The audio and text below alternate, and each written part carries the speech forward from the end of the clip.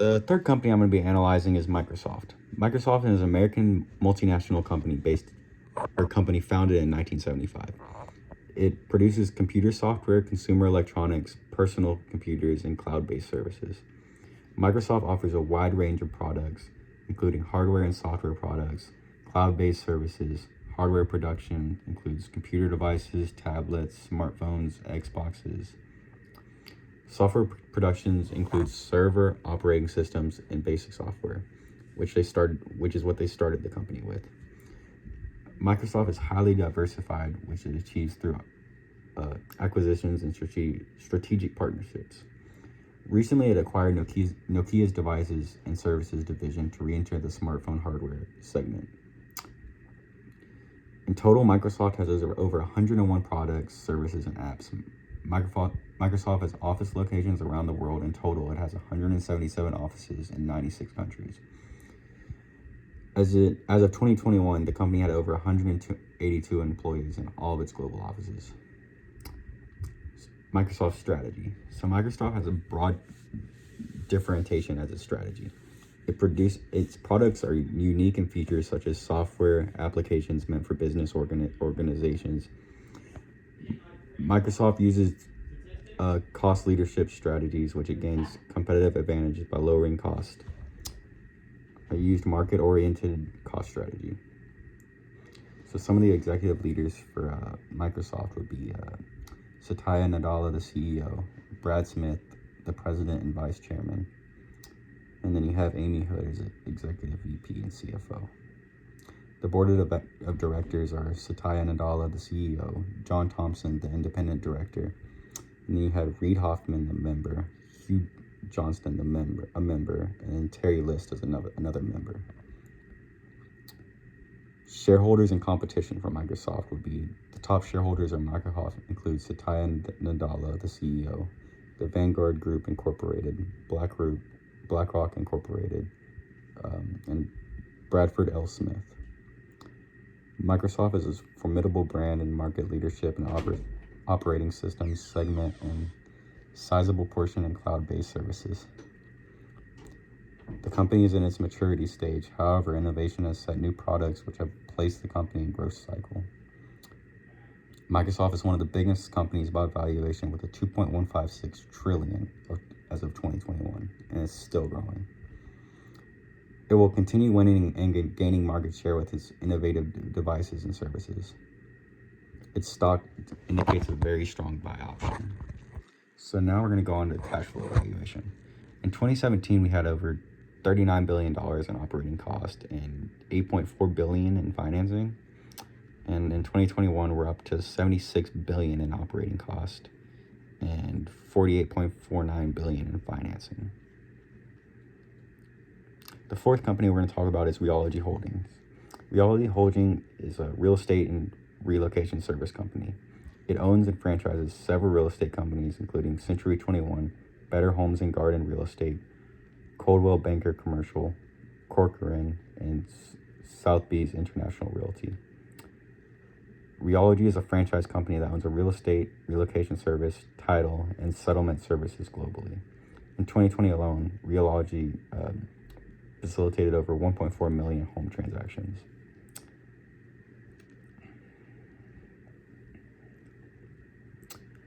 Realogy has approximately 196,000 independent sales agents in the United States alone, and other 140,000 independent sales agents in 117 countries and territories. In 2021, the company had 9,200 full-time and over 200 part-time employees. So Realogy's holding strategy. Franchisees operate freely, but Realogy gets fees. In 2021, the company generated over $147 million in revenue from franchise fees and over $314 million in service fees. Different subsidiaries handle different customer segments. For example, Coldwell Banker targets luxury home segments, which implies that they charge premium prices. Some of the executive leadership would be Ryan Schneider, the CEO and president, Ryan Gorman, the CEO, and then you have Melissa and Charlotte as executive vice presidents, and a bunch of other VPs.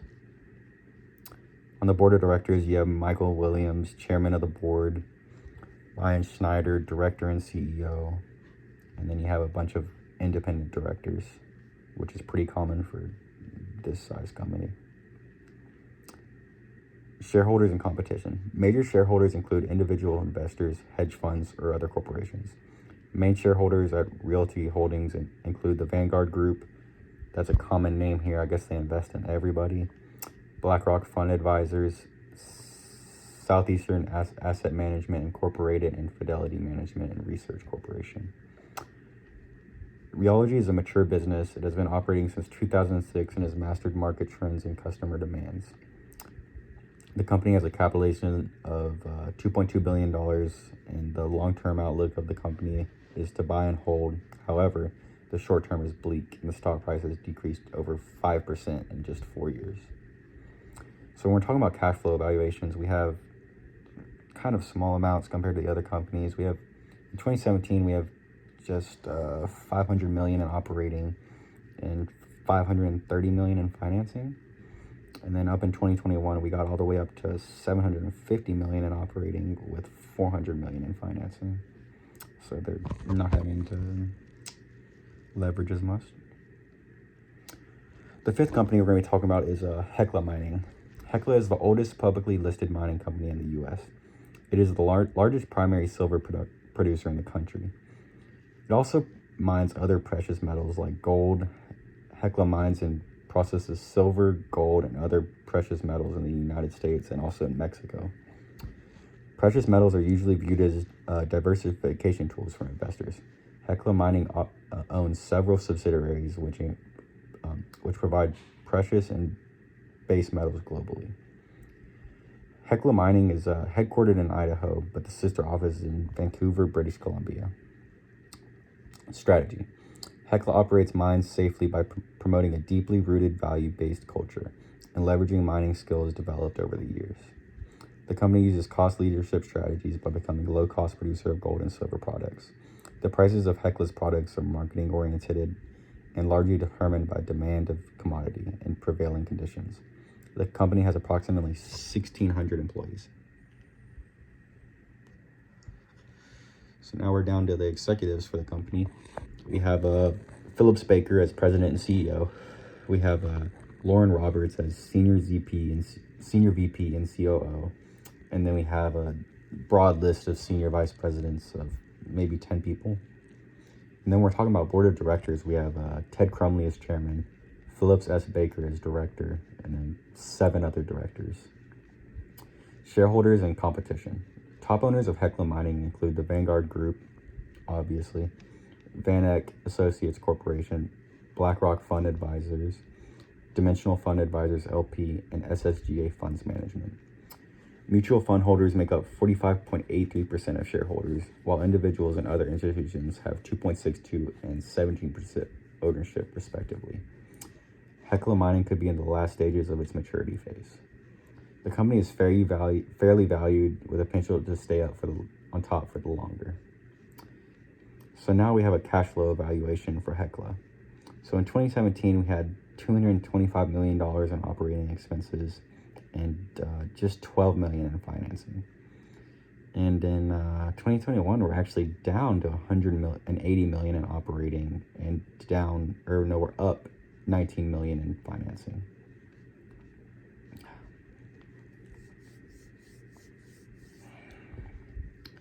The sixth company we're going to be talking about today is General Motors. General Motors is an American multinational automotive manufacturing company based in Michigan. The company manufactures renowned brands such as Buick, Cadillac, GMC, and Chevrolet. The company is known for manufacturing of automobiles, automobile parts, commercial vehicles, and financial services.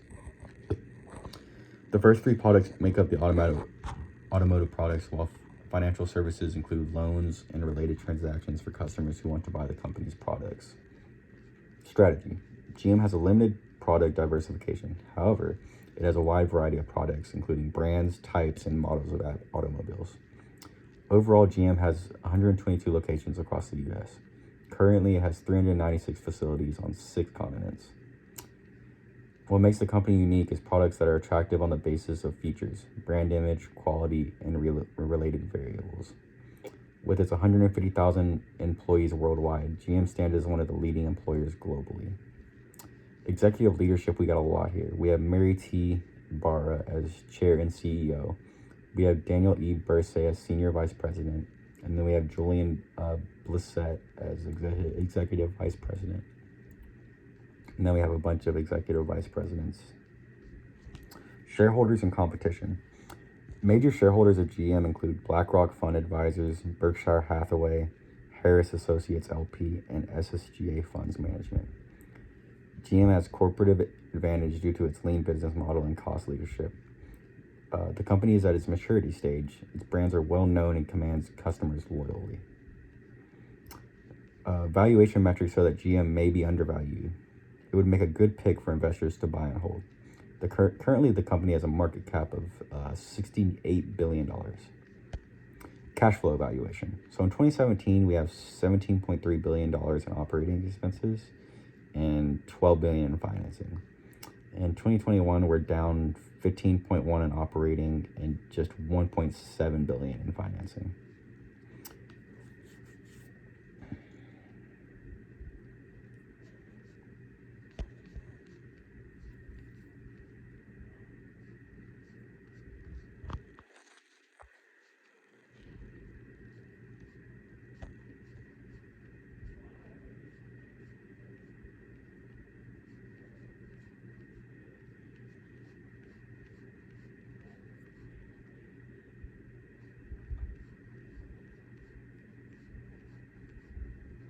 The seventh company we're going to be talking about is Walmart. Walmart is a leading retailer in the U.S. It offers household products at competitive prices. The Walmart International Department manages hypermarkets, warehouse clubs, and cash and carry beyond the U.S. borders. Walmart offers an assortment of products in almost every category. Since they buy in bulk, they can enjoy economies of scale. Strategies would be Walmart maintains its corporate edge by keeping low product differentiation. Its famous rollback strategy is created to constantly monitor prices of competitors and offer a lower price. The cornerstone of Walmart is everyday low prices, which is their logo. The brand sells a wide range of products and focuses on providing the least prices in the market. Currently, the company employs over 2 million people, both locally and in its global branches. When we're talking about executive leadership for this company, we have Doug McMillon as president and CEO. We have Dan Bartlett as executive vice president and chairman. And then we have Rachel Brand as executive vice president of global governance. For shareholders and competition, we have Walmart Enterprises and the largest shareholder in Walmart with a stake of 36%. Walton Family and the Vanguard Group Incorporated are the other leading investors in Walmart. Walmart is the biggest company globally by market capitalization. Walmart is in its maturity phase. To survive competition, the company should continue to bring the new products and creative ways to package current products. However, it is not a good buy option right now as it's underperformed drastically in 2021, and there is much ground to cover in 2022. So for cash flow evaluation, in 2017, we have $28 billion in operating expenses and $19 billion in financing. In 2021, we're down to $24 billion in operating, and we're up $22 billion in financing. The eighth company we're going to be talking about is Booz Allen Hamilton. Booz Allen Hamilton Holding Corporation is a consulting company based in McLean, Virginia, but with 80 offices across the globe. BAH is ranked top 10 of Vault's most prestigious consulting companies, and it's described as the standard bearers of the consulting industry. BAH has over 80 locations worldwide, and on the strategy end, we have BAH is known for its consultation services to the federal government. For example, in 2013, 90% of its revenue derived from services under more than 5,700 contracts and task forces. For more than 100 years, military, government, and business leaders have turned to Booz Allen Hamilton to solve their most complex problems. Executive leadership. We have Horatio Rosenke as president and CEO. And then we have Christine Anderson as Civilian Services Group Leader. We have Betty Thompson as Chief People Officer, and we have Nancy Laban as Chief Legal Officer. And then we have Judy Dotson as National Security Group Leader. Board of Directors, we have Mark Gaumond as a Presiding Director. We have Horatio Rozanenki as President and Chief CEO. We have Mark Gaumond as a Presiding Director. We have John Amble as Director. Ian Fujiyama as a Director. Gretchen McLean as Director. Charles Rosati, another Director. And then we have Arthur Johnson as Director. And then Michelle Flerney as Director. So on, so on. I can't. And then we have some of its shareholders and competitors. Carlyle owns majority of BAH.